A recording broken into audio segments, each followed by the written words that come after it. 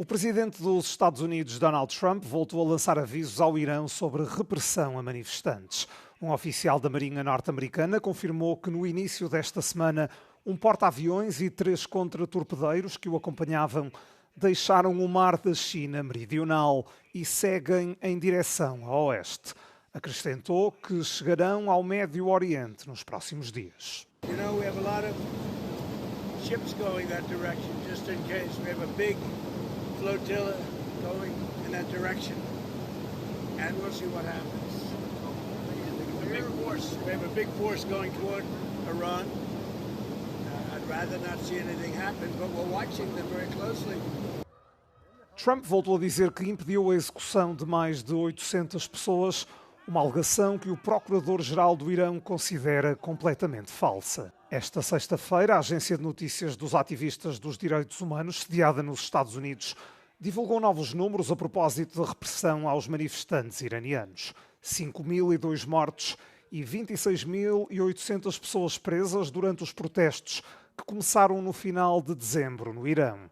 O balanço contrasta com os dados de Teherão, que aponta para 3.117 vítimas mortais. Destas, diz o regime dos ayatollahs, 2.427 eram civis e forças de segurança e as restantes terroristas. Donald Trump processou o maior banco dos Estados Unidos em 5 mil milhões de dólares num tribunal da Flórida. Alega que o JP Morgan Chase decidiu por motivos políticos e com a intenção de o prejudicar, congelar-lhe as contas após a invasão do Capitólio dos Estados Unidos em 2021. Também cita o CEO da empresa no processo. Jamie Dimon fez críticas veladas ao presidente há poucos dias no Fórum Económico Mundial em Davos. If you said to me, "Has America become unreliable?" No. It's just you had total reliance and now it's less reliable. De acordo com o processo, o banco causou graves prejuízos financeiros a Trump, paralisou efetivamente as suas operações comerciais e colocou-o numa lista negra informal dentro do setor financeiro. O JP Morgan afirma que as contas foram congeladas exclusivamente por razões de gestão de risco. O ministro dos Negócios Estrangeiros espanhol, José Manuel Álvarez, disse à Euronews não conhecer os detalhes do acordo sobre a Groenlândia, discutido entre o secretário-geral da NATO, Mark Rutte, e o presidente dos Estados Unidos da América, Donald Trump, mas acredita que o mesmo será apresentado a todos os países membros da aliança. Na quarta-feira à noite, Trump anunciou que tinha sido formado um quadro para um futuro acordo relativo à Groenlândia após conversas com o Rutte. Até ao momento não foram fornecidos detalhes sobre o acordo e a Dinamarca salientou que as futuras discussões devem incluir o seu governo e a Groenlândia. Well, it's not NATO, it's the Secretary General of NATO But he is talking NATO. to one of the allies. We are all NATO. Of course they are NATO, of course. And it's normal that the President of a country talks to the Secretary General of NATO. The President of Spain has talked in bilateral. We all do it. But on this announcement, the only thing I know is the announcement that was made yesterday. I talked to the Ministers of Foreign Affairs of other allied countries. They have the same information than me, just the announcement. And I'm sure that wherever has been discussed will be brought to the Council of NATO. Sem apontar o dedo a Trump, Álvarez afirmou que, face a países que ameaçam com a guerra e o uso de força como instrumento de política externa, a Europa deve defender os seus valores e começar a avançar no sentido da criação de um exército europeu. As Europeans, our responsibility is even greater than before. We have to stand strong on our values, and our values are those of democracy, of international law, and defending peace. If we want to continue being a soil of peace in which no one can bring war or no one can use coercion on us, either the threat of the use of force or trade coercion, we need to have the deterrence in our hand. And we need also a first coalition of the willing on European security, secondly, an integration of our industries of defense, and at the end, a European army. O Fórum Económico Mundial deste ano em Davos decorreu num clima particularmente tenso. Europa e Estados Unidos mostraram as suas divergências sobre a Groenlândia, discurso após discurso, aumentando os receios de uma guerra comercial entre os aliados históricos.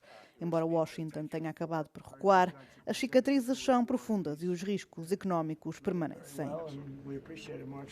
It has been the most significant shift that we have seen in many years in terms of what's happening with the world order. Now, it still remains the case that 80% of global trade is conducted by the rules of the World Trade Organization, so it's not completely chaotic, but we are at a precipice. Diante dos riscos geopolíticos, a resposta europeia deve envolver o fortalecimento do mercado único. Gita Kopinath, professora na Universidade de Harvard, acredita que realizar reformas nos 27 Estados-membros, de forma a mostrar que são capazes de união, enviaria uma mensagem à comunidade internacional.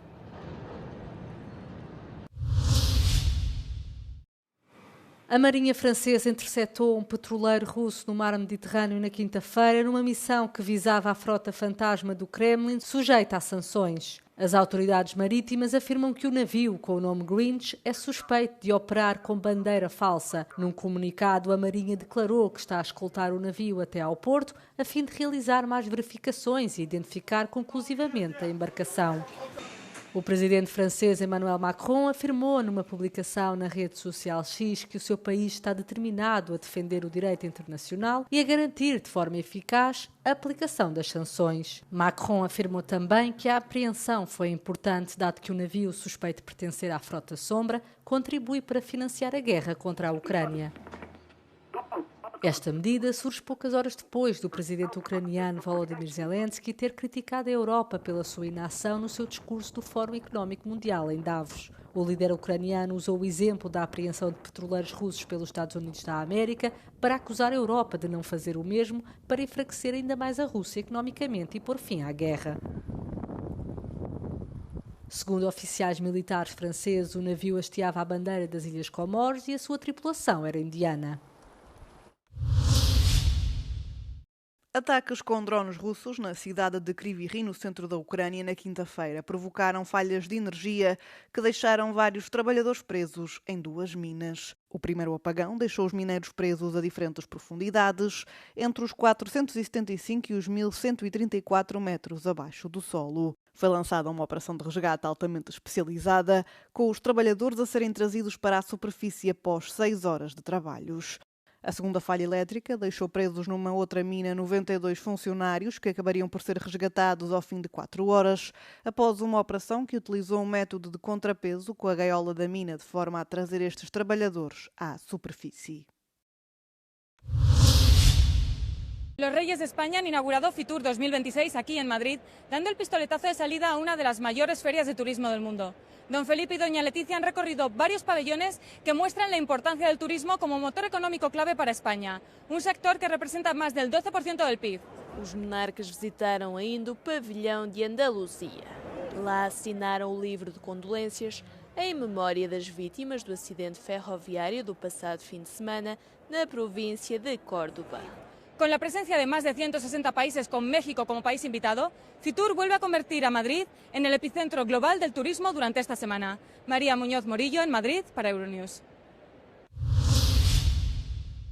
O chamado Passaggio di Comodo, um corredor subterrâneo que outrora ligava a área reservada aos imperadores no interior do Coliseu ao exterior da Arena, viu concluídas as obras de restauro. O túnel descoberto no século XIX recebeu o nome do temível imperador romano, filho de Marco Aurélio, e servia para os imperadores entrarem na Arena e assistirem a lutas de gladiadores sem se misturarem com as multidões.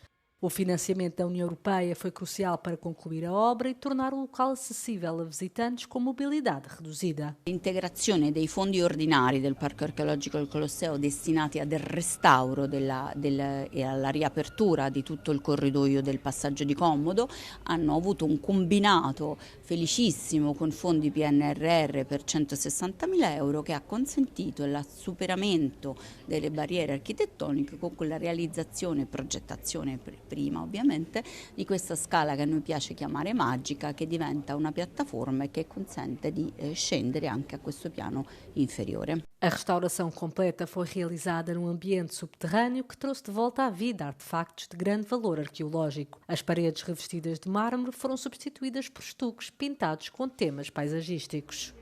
Na ausência das abóbadas originais, o projeto de restauro inclui a utilização de uma iluminação evocativa destinada a valorizar o espaço sem comprometer a sua integridade histórica.